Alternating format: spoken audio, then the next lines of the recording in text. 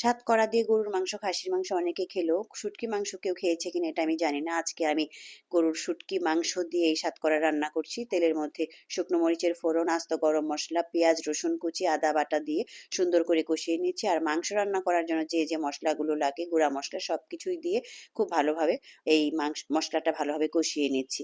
আর আমি একটু ঝাল বেশি খাবো, এই জন্য মরিচের পরিমাণটা একটু বেশি দিয়েছি। আর এটাই হচ্ছে শুটকি মাংস। এটা আমি সিদ্ধ করে ছাদে শুকিয়ে পরবর্তীতে আবার সিদ্ধ করে শিলপাটায় থেতলিয়ে নিয়েছি। আর এই যে আমি রান্নার জন্য দিয়ে দিলাম খানিকটা, আর কিছুটা স্টোর করে রেখে দিচ্ছি, কারণ আমার শুটকি মাংস আমার কাছে আর নেই, এই জন্য এটুকুন রেখে দিলাম। আর এবার আমি মাংসটা কষিয়ে এর মধ্যে চিকন করে কেটে রাখা কিছু আলু দিয়ে দিয়েছি, কারণ এটা পরিমাণে কমে যাবে আর সবাই নিয়ে কারাকারি করবে, এই জন্য পরিমাণে একটু বাড়ানোর জন্য দিয়ে দিয়েছি কিছু কাঁচামরিচ এবং আরও কিছু মোটা মোটা করে পেঁয়াজ দিয়ে দিয়েছি। সাতকরাটাও একটু চিকন চিকন করে কেটে নিচ্ছি। এবার এই মাংসটা কিছুটা হওয়ার পর তারপর আমি সাতকরা দিয়ে কিছুটা জিরার গুঁড়া দিয়ে ঢাকনা দিয়ে ঢেকে মিডিয়াম হিটে রান্না করে নিচ্ছি।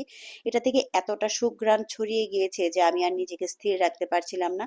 আমার ভাত রান্নাটা তখনও হয়নি, ফ্রিজ থেকে ভাত বের করে ওভেনে গরম করে সাথে সাথে বসে গিয়েছি।